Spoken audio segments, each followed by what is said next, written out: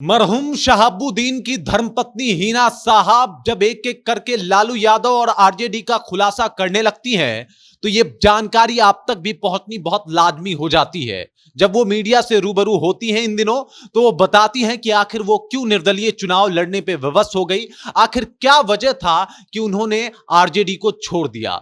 नमस्कार, मैं हूं रजत और आप देख रहे हैं जनता जंक्शन। मैं आपको बता दूं कि हिना साहब ने जब से आरजेडी का दामन छोड़ा है, तब से कहीं ना कहीं ये कयास लगाए जा रहे हैं और ये बात बोले जा रहे हैं कि एमवाई संगठन का, एमवाई का एक जो समीकरण था, वो उसका विघटन शुरू हो गया है। उसमें कहीं ना कहीं कुछ बदलाव आने शुरू हो गए हैं और एमवाई में से एम जो है वो अब छिटक रहा है। मैं आपको बता दूं, इन दिनों काफी हावी है मीडिया के ऊपर हिना साहब, और वो लगातार लालू परिवार और आरजेडी के ऊपर कभी नाम लेके कभी बिना नाम लिए तंज कसते हुए नजर आ रही हैं। मैं आपको बता दूं, जब एक पत्रकार उनसे पूछता है कि आखिर आपने आरजेडी क्यों छोड़ दिया, तो उन्होंने कहा कि आरजेडी छोड़ने के बहुत से कारण हैं। इन कारणों को मैं ठीक ठीक से तो नहीं बताऊंगी, लेकिन बस मैं इतना कह देती हूं कि एक बार जब मैंने आरजेडी छोड़ दिया तो छोड़ दिया। अब अगर मैं जीत भी जाऊंगी तो दोबारा आरजेडी में वापस नहीं जाऊंगी। उसके बाद उनसे लगातार सवाल पूछता है मीडिया। मीडिया पूछता है कि आप इतने सारे, आपके चुनावी सभाओं में रंग देखने को मिलते हैं, भगवा दिखता है, हरा दिखता है, और आप खुद काला पहन के घूम रही हैं। इसका रीजन क्या है, इसका कारण क्या है? कहीं आप भी अंदर से भगवा मैं तो नहीं हो गई हैं? इसके ऊपर कह रही हैं कि ये सारे रंग हमारे देश के हैं और ये सभी रंग जो है हमारे संस्कृति के हिस्से हैं।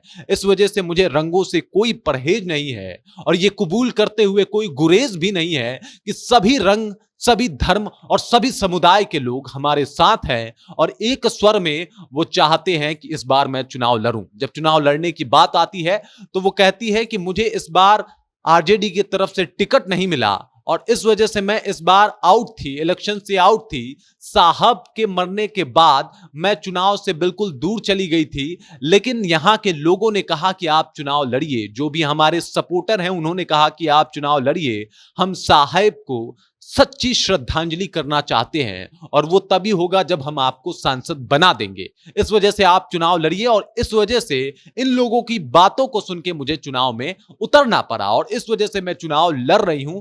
बाकी कोई कारण नहीं है और मैं चाहती हूं कि सिवान का विकास हो और सिवान जो है वो हिना साहब के कारण बेहतर ना हो, बल्कि सिवान के लोग वोट देकर उसे बेहतर बनाएं। हमें वोट करें, हम सिवान को बेहतर बनाएंगे और अकेले मैं सांसद नहीं बनूंगी। सिवान लोकसभा की जितनी जनता है वो सब के सब सांसद बनेंगे और उनका निर्णय जो होगा वो सर्वोपरि होगा। वो लगातार मीडिया से बात कर रही हैं। मीडिया से बात करते हुए वो निशाने भी साध रही हैं आरजेडी के ऊपर, जहां वो कह रही हैं कि लालू यादव ने जब आरजेडी की स्थापना की तो वो संस्थापक थे, लेकिन कहीं ना कहीं किसी भी मामले में साहेब भी किसी काम से, किसी वर्क से, जिस तरीके से भी हो, तन मन धन से आरजेडी के लिए लगे थे और उनका भी स्थान और दायित्व कम नहीं है। उन्होंने सिवान और आसपास के एरिया में खुद से वो बुनियाद बनाया जिससे वो चुनाव जीत सके और यही वजह रहा कि वो 4 बार के सांसद रहे। और अब मैं जब यहां से चुनाव लड़ रही हूं तो साहब के उन्हीं आदर्शों का पालन करूंगी।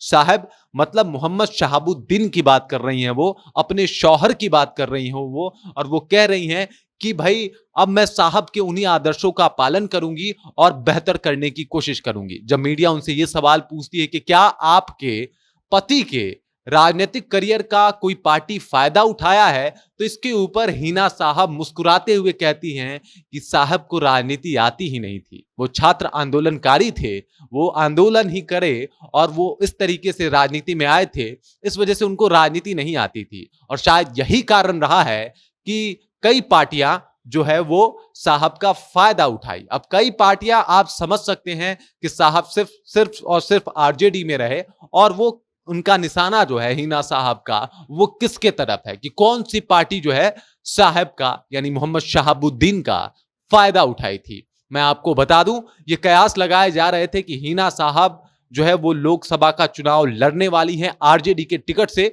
लेकिन जब आरजेडी ने उन्हें टिकट नहीं दिया तो वो निर्दलीय फॉर्म भरने पे विवश हो गई। जब पत्रकार ने इसके ऊपर भी उनसे सवाल पूछा कि क्या ये बात सच है कि तेजस्वी यादव और लालू यादव ये प्रयास कर रहे थे कि आप यहां से चुनाव लड़ें, वो आपको फोन वोन कर रहे थे, तो इसके ऊपर उन्होंने कहा कि ये बात तो उन्हीं से पूछना ज्यादा उचित होगा, लेकिन मुझे नहीं पता कि वो किसको फोन कर रहे थे और कहां फोन कर रहे थे।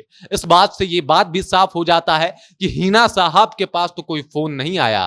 होल्ड करने का कारण, लोकसभा सिवान में जल्दी टिकट ना देने का कारण क्या था, ये तो अभी भी क्लियर नहीं है, लेकिन हिना साहब ने ये क्लियर कर दिया है कि मैं तो वजह नहीं थी, मेरे को तो कोई कॉल, कोई फोन नहीं आया, किसी ने मनाने की कोशिश नहीं की। हिना साहब इससे पहले भी आरोप लगा चुकी हैं कि साहब जो कि हमेशा से आरजेडी के लिए खड़े रहते थे, उनके एहसानों को भूल चुकी है आरजेडी, उनकी पार्टी, तेजस्वी यादव और लालू यादव, अब उनको याद नहीं करते हैं वो। ये बात वो कई बार बोल चुकी हैं।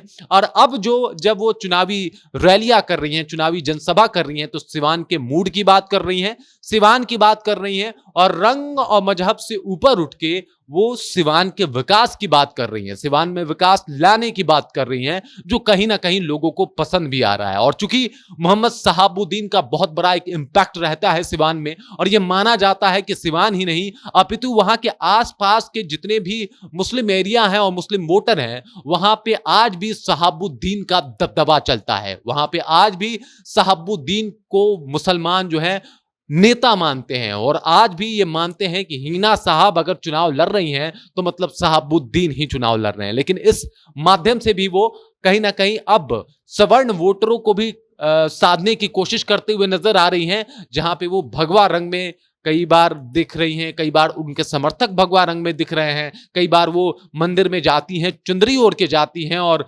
जाके मां के मंदिर में प्रणाम करती हैं। ये सब कुछ देखने को मिल रहा है। और मैं आपको बता दूं, सवर्णों का भी खासा एक तरीके से प्रभाव रहा है शहाबुद्दीन के ऊपर, और सवर्ण जो भी है कहीं ना कहीं सपोर्ट करते आए हैं शहाबुद्दीन को। आपको याद होगा एक दौर था जहां पे कहीं ना कहीं नक्सलवादी एरिया माना जाता था सिवान, और उस वक्त जो है कहीं ना कहीं सिवान के लोग जो है, सिवान की जनता जो है, वो शहाबुद्दीन के पास ही जाती थी और शहाबुद्दीन उनका न्याय करते थे। तो शायद इसी सच्ची श्रद्धांजलि की बात कर रही हैं हिना साहब कि अब सच्ची श्रद्धांजलि शहाबुद्दीन को देने का समय आ गया है, जब हिना साहब अकेले निर्दलीय चुनाव लड़ रही हैं। बाकी इसके ऊपर हिना साहब के रणनीति और राजनीति के ऊपर आपका क्या सोचना है, आप क्या सोचते हैं, कमेंट सेक्शन में जाइए और कमेंट करके अपना विचार हम तक जरूर पहुंचाइए। बाकी आप देख रहे हैं जनता जंक्शन और मेरा नाम रजत है।